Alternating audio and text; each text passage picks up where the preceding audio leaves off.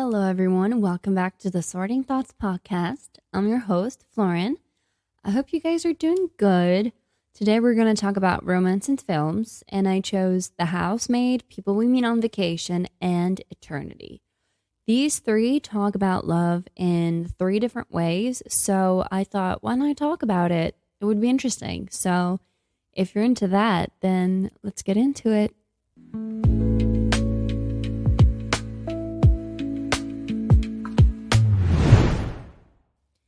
Before we start, these three reviews are going to contain spoilers, so if you haven't seen all these films, I wouldn't recommend this episode for you. Let's start off with The Housemaid, that was directed by Paul Feig, and this movie is about trying to escape her past. Millie accepts a job as a live-in housemaid for the wealthy Nina and Andrew Winchester. But what begins as a dream job quickly unravels into something far more dangerous: a sexy, seductive game of secrets, scandal, and power. So this film is obviously the film adaptation of the book by the author Frida McFadden. It was a huge hit and got turned into a movie. There are 3 books, so are we going to get 3 movies? Maybe. That is still to be determined. Anyways, about this film, I was very surprised. It was a good adaptation. I mean, I didn't think it was going to be good based on everyone else's reviews on social media. So I was not going with anything in mind, really. I was just okay, present me the film and then I'll talk about it. We'll see if I like it or not. And I really enjoyed myself. And one of the reasons why this was a good one is because the audience and the book readers included are surprised. It's always tricky, to surprise readers because we sort of expect a copy-paste kind of situation, So the slightest changes can make you really hate an adaptation. But here, they worked with Frida, the author, and I 1000% believe that when the author works with the writers of the script, they can never miss a film adaptation. And this film is proof of that. The Hunger Games franchise is also proof of that. Did you know that Peeta is actually missing a leg in the books? So that was a huge change and really one for the better, because otherwise Peeta's character would have been pretty basic and pretty bland on TV, and people would have sympathized more with Gale instead of Peeta. And this is not what the author was going for. It's it was Peeta from the beginning. It was never about Gale. Never.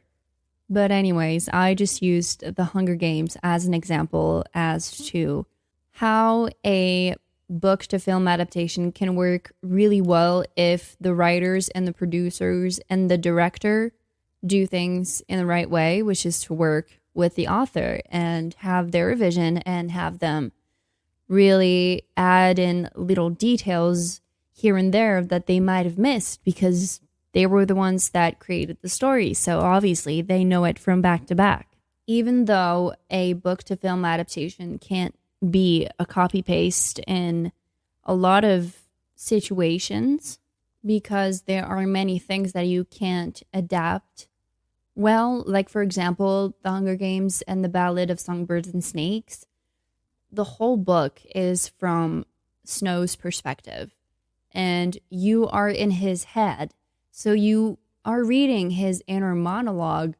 Just like Millie in The Housemaid, you're reading her inner monologue. So it's kind of tricky to adapt that on screen. So you have to make little changes for the audience to understand her character without actually having someone reading her monologue. It all has to be in the actor's performance. You have to see all those sort of inner thoughts. And Tom Blythe really did a great job when he played Snow, specifically in that final scene where you have a lot of Snow's inner monologue when you're reading, and he battles himself a lot.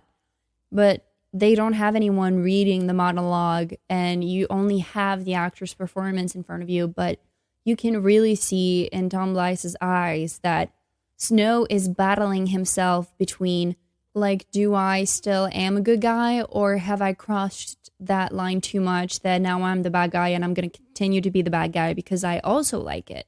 So, it's kind of tricky. But in The Housemaid, we had bits of monologue from Millie and from Nina, and that was very interesting, and I thought that was a great move.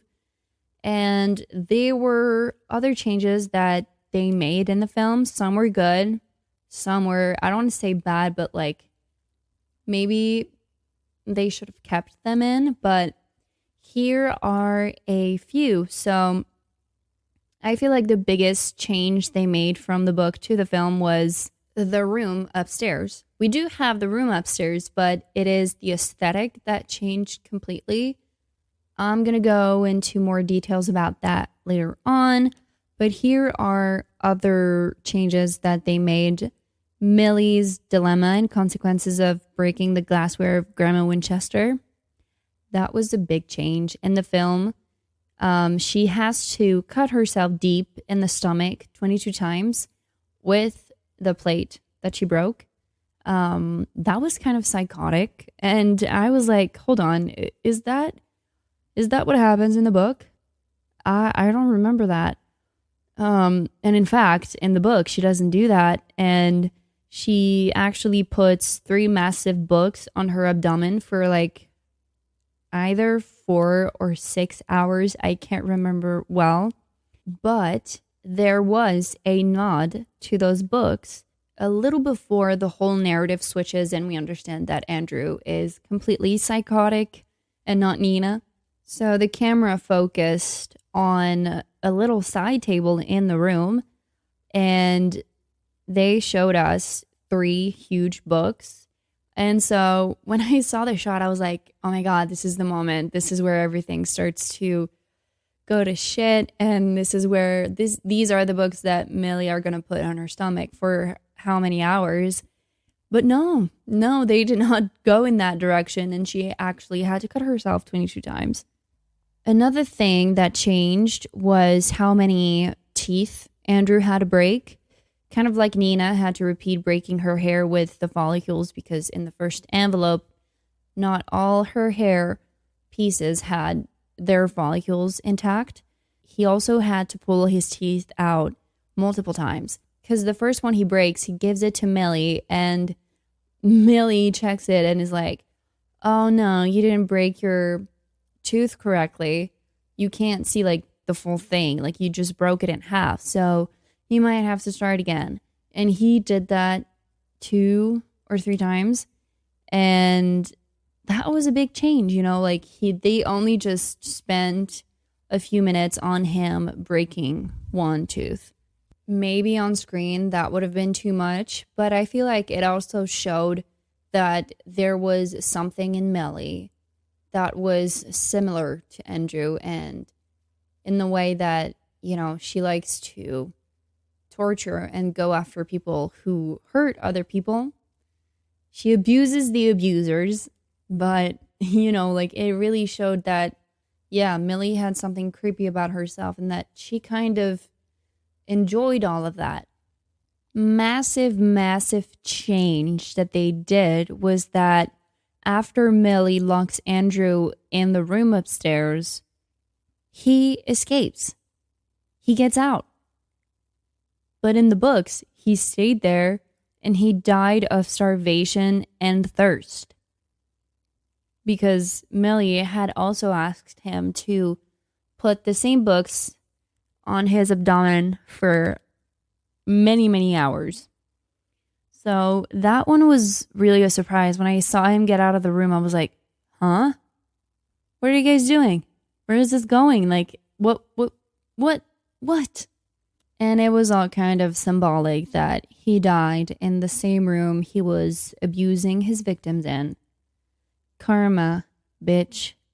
But back to the film, not only did he escape, but Nina was the reason why he escaped. And I was like, girl, what are you doing? No, no, no, no. Millie is downstairs in the men's cave and she's dead ass asleep. Do not go upstairs thinking that she might be in the room and open actually to Andrew. Like, no, no, no, no, no. Don't do that. But he walked out, of course. But he did end up dying in the house and he was thrown above the staircase. He broke his neck and then died. But in the book, that situation could have never happened based on the layout of the house. The living room, which is where Andrew and Millie watched TV, was not downstairs. It was on the main floor. And so when Nina walked back into the house in the film, if the house had been the same layout as the book, Nina would have walked right into the living room and would have seen Millie asleep on the couch. And she would have realized that she was not, in fact, locked up in the upstairs room. So none of this would have happened and Andrew would have just died of dehydration and thirst like he was meant to. But here, the layout of the house in the film was that since the TV room was downstairs, Nina, when she walked in, did not even consider watching downstairs. So she just immediately went upstairs because she had that goal of helping Millie, you know. So this is how everything played out. But I was definitely at first questioning the layout of the house. When we first saw it, I was like, this is so different from the book. You know, like this is totally not what I had imagined. There was nothing going downstairs. The stairs were only leading up to upstairs. And, you know, there was no man cave. There was no other living room that nobody was using, you know. But then I came to realize that, I see what you're doing. I see why the layout of the house had to be so different, because the ending is different. All of these, in my opinion, were good changes that really surprised me. Like, as I've told you, like when I saw Nina walk upstairs, I was like, girl, what's going on? Like I didn't even know if the ending was going to be the same. I was like, are they going to make Andrew win? After all, is Nina still going to be trapped? You know, it made me question a whole lot of things. So we talked about the good changes, but I feel like a few things were missing.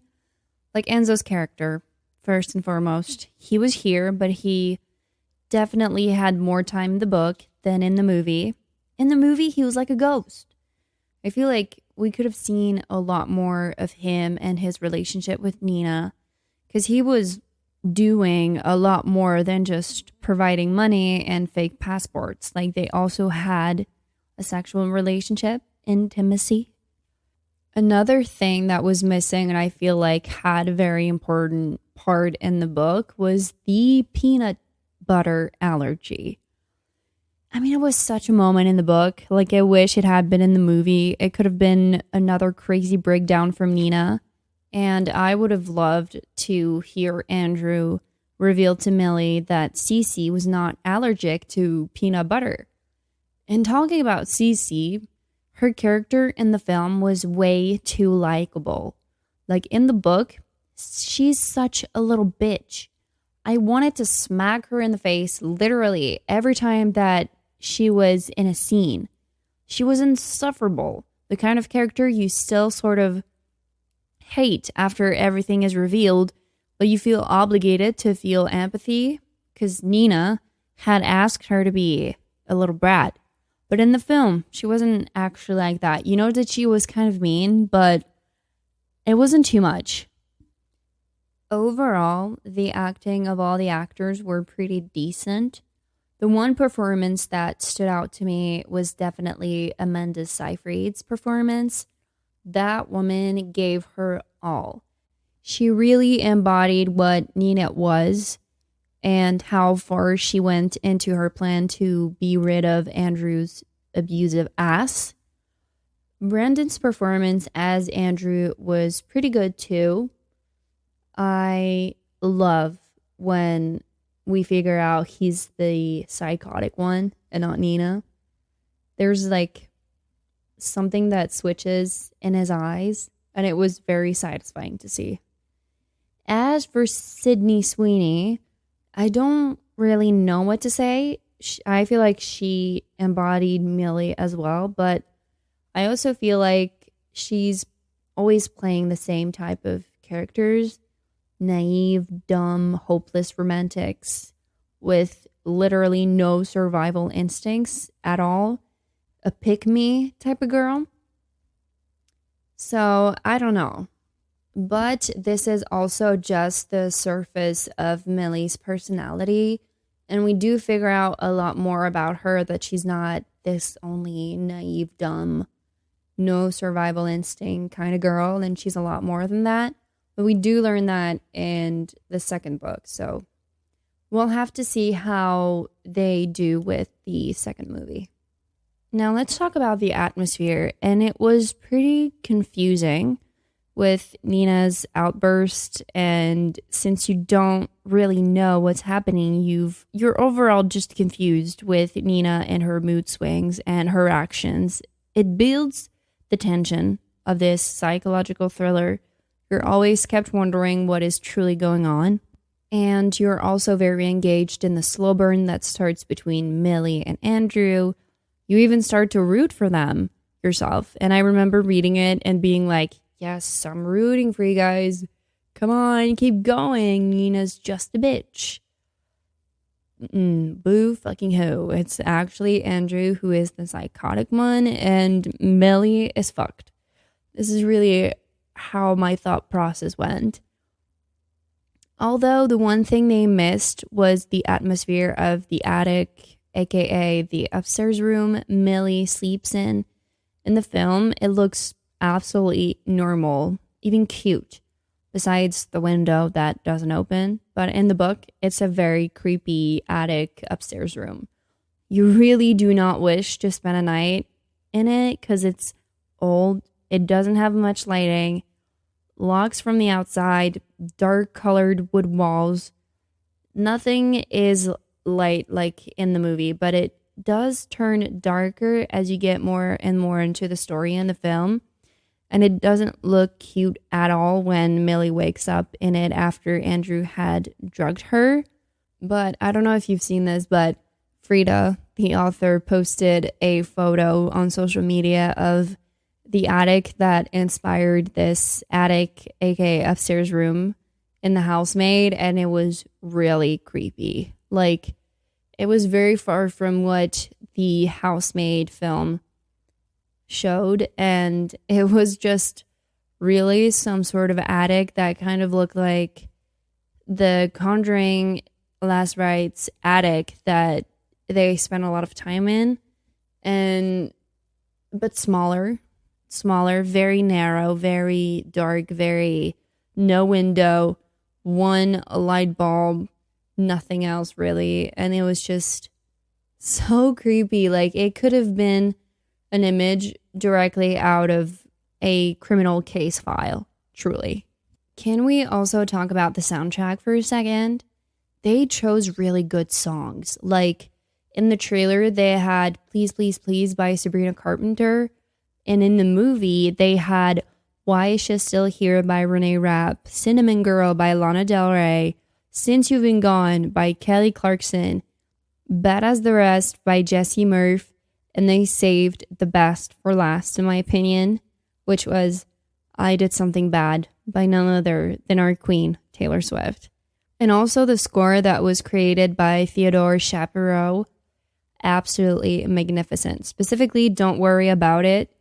Like, that track feels like it came out of a true horror movie. So overall, The Housemaid was a really great film adaptation of a book. It surprised the audience and the reader as well.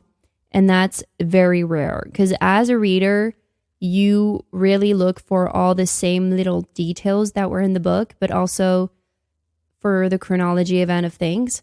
So this film not only did that, but also changed a few things to also surprise the reader in a good way. And yeah, I think they did an absolutely amazing job. Moving on to our second film, and that second film is People We Meet on Vacation, directed by Brett Halley, and it is about Poppy's a free spirit. Alex loves a plan. After years of summer vacations, these polar opposites pals wonder if they could be a perfect romantic match. First off, let's start with how the romance films are back. The story, the chemistry between the actors, the color grading, the yearning, the fun. I want 1,000 ones more like that. Another one, thank you. I absolutely did not like the book, and I really had a lot of anticipations for this movie. I was a little skeptical, needless to say, and I feel like it is the first time I have enjoyed a film adaptation over a book. That has never happened in my entire life. The changes they made were for the better. I got so disappointed when the reveal happened in the book. You mean to tell me that these two stopped talking to one another because they shared one single kiss? They should have at least slept together. That I would have understood. But a kiss, really, I know it was a very heated kiss, but still, it's just a kiss. So they changed that in the film, and I was so grateful for it. I also saw that Emily Henry also worked with the writers, which kind of makes me think that she could have written this from the beginning in her book, and I would have enjoyed it. I really would have. But they changed the location from Palm Springs, California to Barcelona, Spain. That was a very fun change. It's also a big luxury vacation instead of a very cheap one in the book. They also changed how Alex and Poppy don't talk to each other for 4 years, which was that Alex broke off his engagement with Sarah because of Poppy, because he was actually in love with her, but he just couldn't resolve himself to tell her because he knew she wouldn't be ready for that just yet. So he just chose to have no contact with her at all, probably because it would hurt less, in my opinion. They also combined 2 trips together, Tuscany and Croatia. Croatia being their last trip in the book, whereas in the film, it's Tuscany. The proposal between Alex and Sarah that they say happened in Tuscany in the film actually is never explicitly shown in the book. It's only said that Alex proposed to Sarah, whereas here, Poppy is with her boyfriend and Alex is with Sarah, and they come back from this sort of picnic, and Sarah comes back with the news that Alex proposed to her and shows her ring finger to Poppy and her boyfriend, and this is when Poppy realizes that, oh shoot, is this real? Because, Sarah and Alex have been so on and off for years that she probably thought that they would never end up together, that they would never agree to get married, But it doesn't really happen like that. Another thing they don't talk about is the fact that Alex got a vasectomy. They don't talk about Alex's past either, which explains why he's the way he is, his personality. In the book, it's said that he's the older brother of 4 children and that he lost his mom at a very young age after she gave birth. So he basically had to take care of everyone. His vasectomy, he also got it because Poppy has a pregnancy scare, and he thought that he would never want to have that with anyone, a sort of pregnancy scare. So that was his way of controlling that in a way, because he always had to control everything throughout his whole life and teenage years, because he had to control everyone. He had to take the job of his mom and his dad to raise his brothers,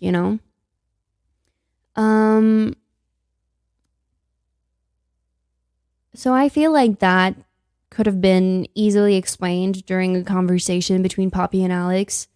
You know, it isn't really necessarily explained in the film why Alex is the way that he is. The main focus is really Poppy and Alex is just there. When the book is really focusing on both Alex and Poppy. You know, all of their issues are explained, not only just one character. Because, you know, explaining his past also would have explained why he wants to settle in a life in Linfield, Ohio, you know, because that's where he grew up. That's where he built his own family at a very young age. That's the place he is attached to, you know. That's why when Poppy asks him where he would go in the world, he just says Linfield, Ohio, because that's where his whole family is. They also changed the way they met, which was in Chicago and not Boston College. Poppy and Alex also pretend to be a married couple at one point in New Orleans. So it's a past trip, whereas in the book, it's during their time in Palm Springs that they pretend to be a married couple after they have rekindled or are trying to rekindle whatever relationship they had. Poppy also hurts her ankle during that same scene in the film, but in the book, it's actually during their mountain trip, and Alex has to carry her the whole way down the mountains. The ending was also different. Poppy sees a therapist after quitting her job at R&R, and then she goes to find Alex at the school he works at because he's a teacher, and then confesses her love to him. She never actually runs, and that scene was so funny. Like, she had explained to him before when they first met that she hated running.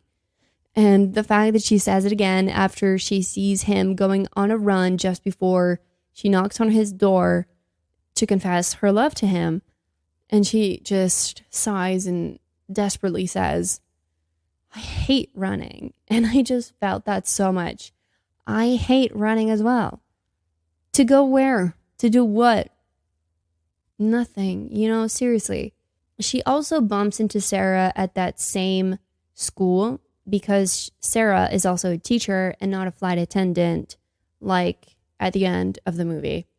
So these are not all the changes, but I feel like I would be here forever if I wrote down all of those changes. But these are the ones that I feel like were the most significant to the story. Tom Blythe as Alex could not have been a better choice. He really embodies Alex and is really good at playing characters who are infatuated with a girl, and I'm highly referring to his role as Coriolanus Snow in The Hunger Games: The Ballad of Songbirds and Snakes. I feel like, yeah, just Tom Blythe is just that perfect guy to play a sort of very much secretly in love best friend. And he's really good at portraying yearning with his eyes. I don't know if that makes sense. Like, you would have to see People We Meet on Vacation or The Hunger Games, but he says so much with his eyes. It's unbelievable. And Emily Batter did an amazing job as Poppy as well. I was not familiar with her, but I love. We really need a lot more characters like Poppy who shows us that we are not too much, that we are enough, that we deserve what everybody else has. And, you know, as women, we're always told and taught not to be too loud, not to be too much, to not be a burden to society. So we basically tune down our personalities because we don't want to have to hear those kind of words spoken to us. You know, that's not very pleasant. But, you know, all of these things, like tuning down our personalities, really create for some people trauma responses or just simply insecurities.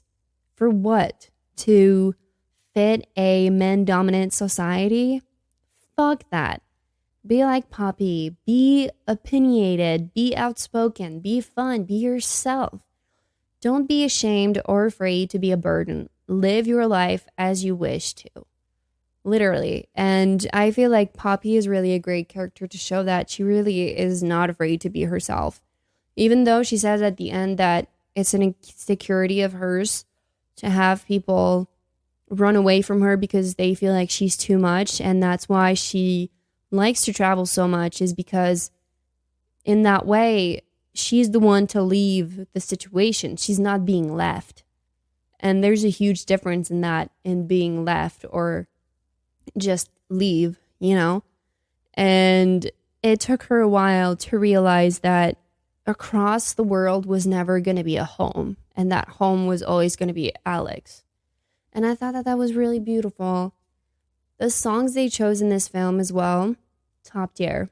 August by Taylor Swift, Forever Your Girl by Paula Abdul, Summer Girl by Haim, and so many others.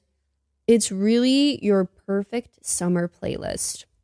I will only be listening to that this summer of 2026. It really is the perfect playlist, like bop after bop after bop. And I feel like those songs really helped emphasize the summer atmosphere, where it's light with no pressure, it's fun, it's hopeful. You get to do whatever you want. It was really cool to have those tracks in the movie. And also, can we talk about how warm and colorful this film is? It makes it so comforting to watch. I highly recommend you, if you love rom-coms, this is the movie. If you also love the dynamic of Grumpy versus Sunshine, this is the perfect thing. Because Poppy is very outspoken. She's very extroverted, whereas Alex is very much introverted, and they balance each other out. And before moving on to our final movie, I loved that they also incorporated the cover of the book at the end of the film. I feel like that was a really great nod, and a great nod to the fans specifically. Our third and last film is Eternity, directed by David Frayne, and it is about in an afterlife where souls have 1 week to decide where to spend eternity. Joan is faced with the impossible choice between the men she spent her life with and her first love, who died young and has waited decades for her to arrive.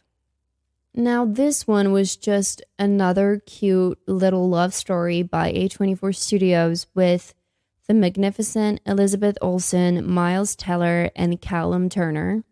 I really liked the concept of dying, then finding yourself in a sort of temporary afterlife until you decide where to spend eternity.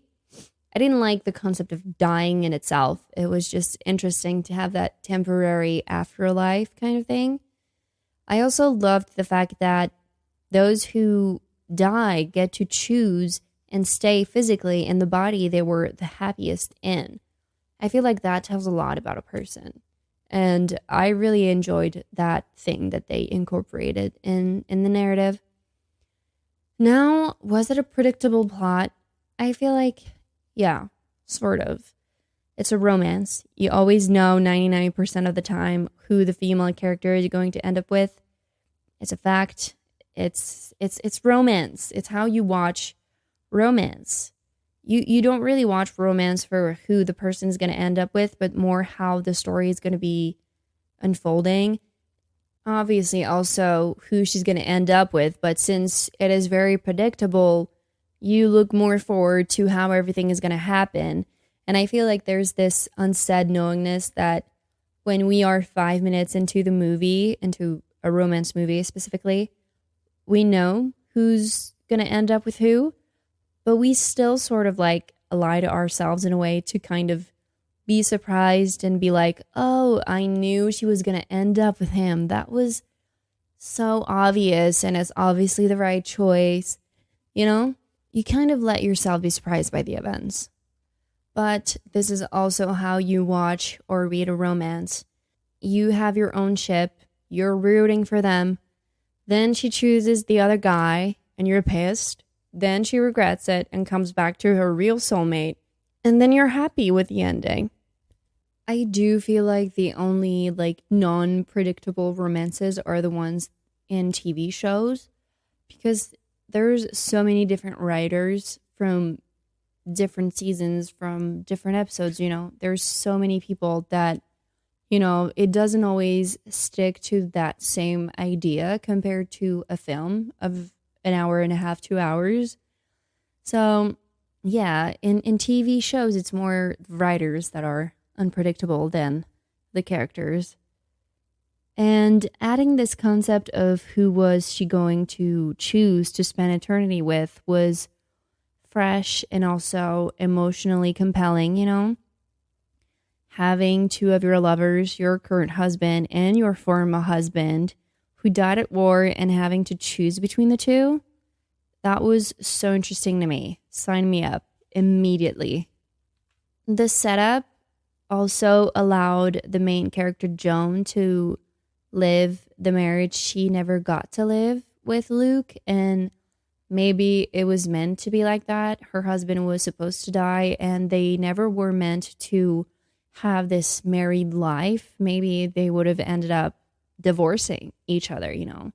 But it's also happening at a different time. So we don't know if they would have gotten a divorce. But it probably would have been a struggle to be married together. But they're also to a point where he didn't grow outside of being dead and being in that temporary afterlife. Whereas Joan, she grew old with Larry. She had children, she had many different experiences that Luke never got to have.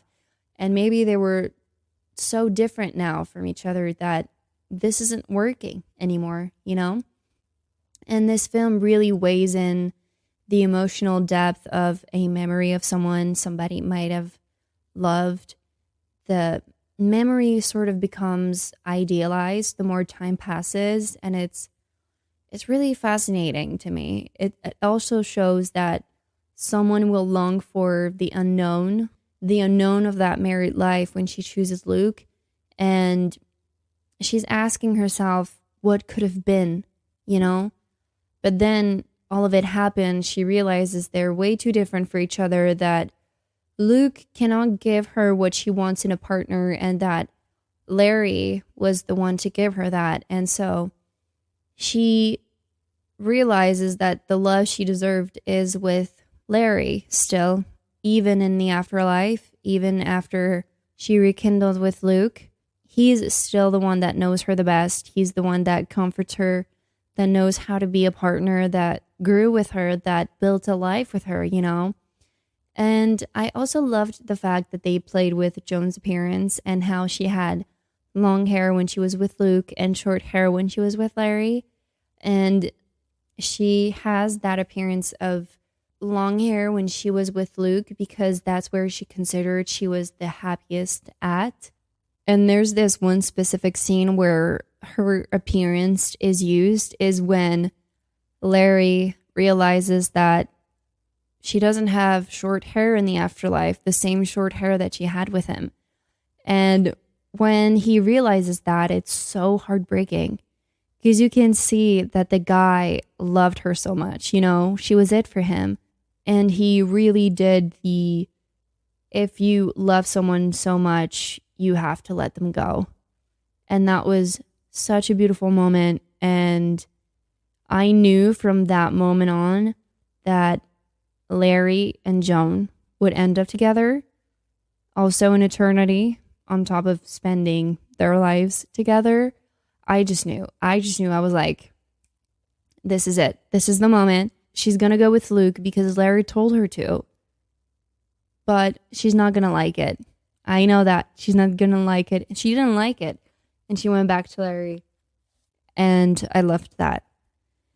My heart broke too for Luke because he also had waited 65 years in the standby eternity. And if that's not love, then I don't know what it is. That's dedication. He didn't know her anymore. She had grown, and he still loved that idea of her that he knew when he passed, just like Joan.